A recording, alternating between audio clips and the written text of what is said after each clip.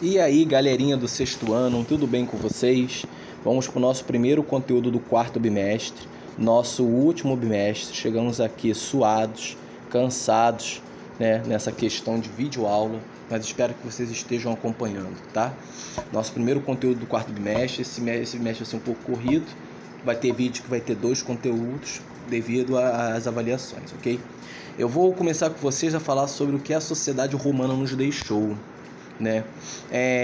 Quando a gente fala em Império Romano, a gente tem em mente, né, termos em que se trata de um Império Romano do Ocidente, né? Isso é que tinha a sede em Roma, em vez da parte oriental, conhecida como o Império Bizantino, que durou até 1453, tá? O Império Romano em crise,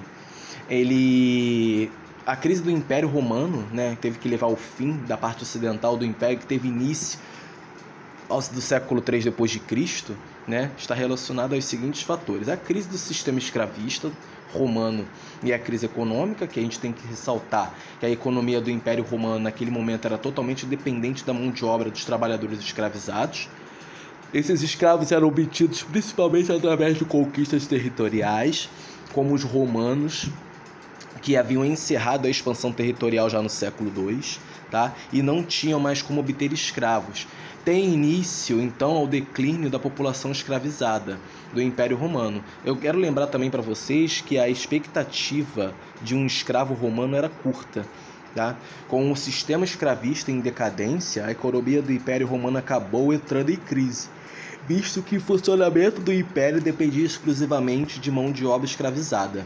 Tá? A estabilidade política também contribuiu para isso, né? Que os imperadores romanos eram basicamente os chefes militares do império. Todo imperador escolhia seu sucessor e este era escolhido de acordo com sua autoridade militar. A partir do século III tem início uma intensa disputa pelo poder entre generais, causando uma instabilidade política e a qual atrapalhou a administração do império.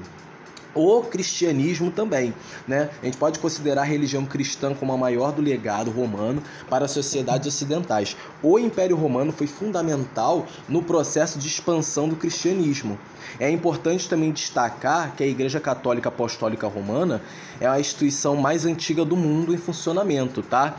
Quando o cristianismo começou a ser difundido em Roma, sofreu uma intensa perseguição, né? No entanto, a partir do século III, tá? Com o início da decadência do Império Romano no Ocidente, o cristianismo se tornou mais presente. Tá? No final do século IV, o imperador Teodósio I impôs o cristianismo como religião oficial do império. A expansão do cristianismo pelo Império Romano gerou uma certa crise política, tá? Uma vez que os cristãos não mais aceitavam adorar o imperador como uma divindade. Além disso, os cristãos eram contra as instituições de escravidão. E também a gente pode observar também que a mão de obra escravizada era a base do Império Romano. Tá? O legado romano. O legado romano, a grande expansão do Império Romano, contribuiu para que hoje ainda exista muitos traços da cultura romana, né? Gerando desta forma um legado cultural bem grande. A gente também conhece alguns, né, sobre mais a civilização romana. O legado que eles deixaram foi a língua e o alfabeto, que a língua oficial do Império Romano era o latim. No primeiro momento, o latim contribuiu para a unificação do império, uma vez que representava uma identidade entre os cidadãos romanos.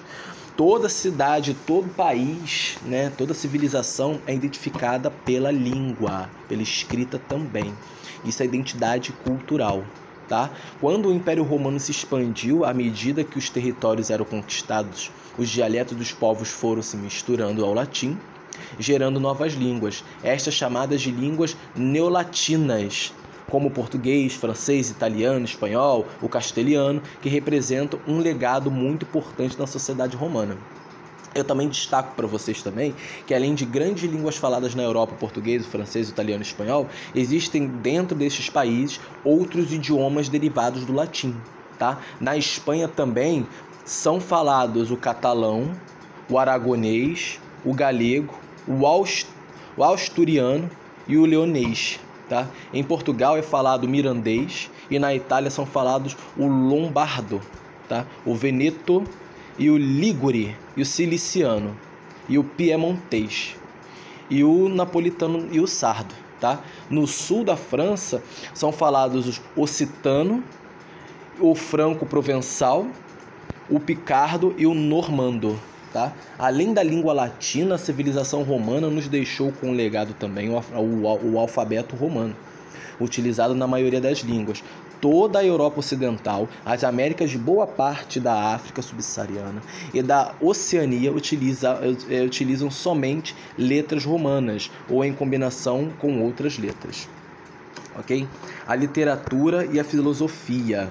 Herdeiros principalmente da tradição literária grega, os romanos deixaram uma imensa lista de obras literárias que representam um importante legado da cultura romana, que conta também com filósofos, historiadores, juristas e poetas. A variedade do corpo de obras literárias produzidas durante o Império Romano do Ocidente é extensa, e a gente pode destacar como principais nomes Horácio, Virgílio, Ovídio, Cícero, Anacreonte, Píndaro e entre outros filósofos literários da Grécia.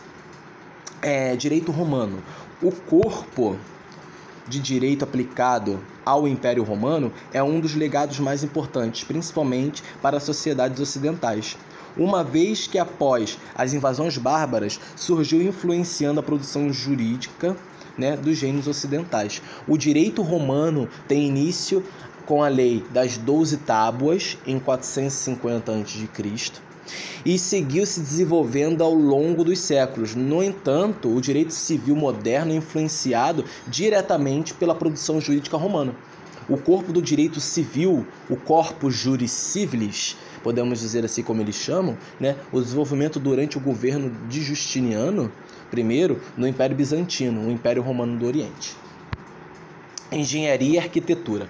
Os romanos utilizaram, com base os elementos arquitetônicos gregos, como a colunata e o frontão, Porém, transformaram esses elementos em construções grandiosas e representando o imperialismo vigente. Além disso, também criaram novos elementos que se tornaram símbolos da construção romana, como arcos e cúpulas, diferente das construções gregas, e a arquitetura romana é marcada também pela funcionalidade das construções.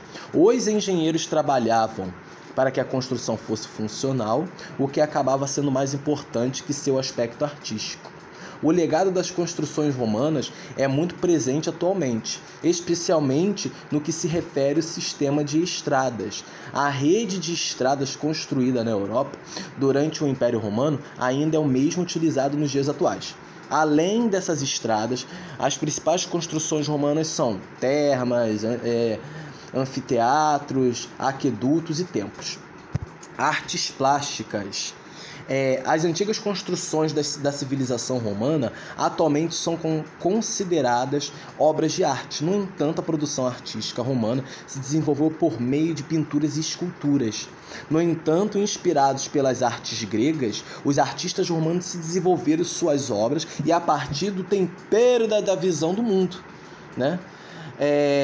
As obras romanas são marcadas pela produção realista, da fisionomia e das pessoas retratadas. Não vou entrar muito nessa parte porque a professora Anne fala mais dessa parte para vocês, tá? Por isso, gente, o berço das artes plásticas e tudo mais é Roma, devido às construções, devido às artes pintadas e tudo mais. Atividade, gente, página 213, 214, 215. Já estou disponibilizando o gabarito para vocês, tá? 1, 2 e 3, 4 e 5, 6, 7 e 8, 9, 10, 10 e 11, que saiu cortado. 10, 11 e 12, tá, gente? 10, 11 e 12, tá? A 10 é a A, a 11 é essa aqui em referência aos séculos em documento, e a 12 é a opção A. 13, 14, 15, 16, 17, 18, 19 e 20. Fiquem com Deus, tá? Até a próxima. Espero que vocês estejam se cuidando, tá?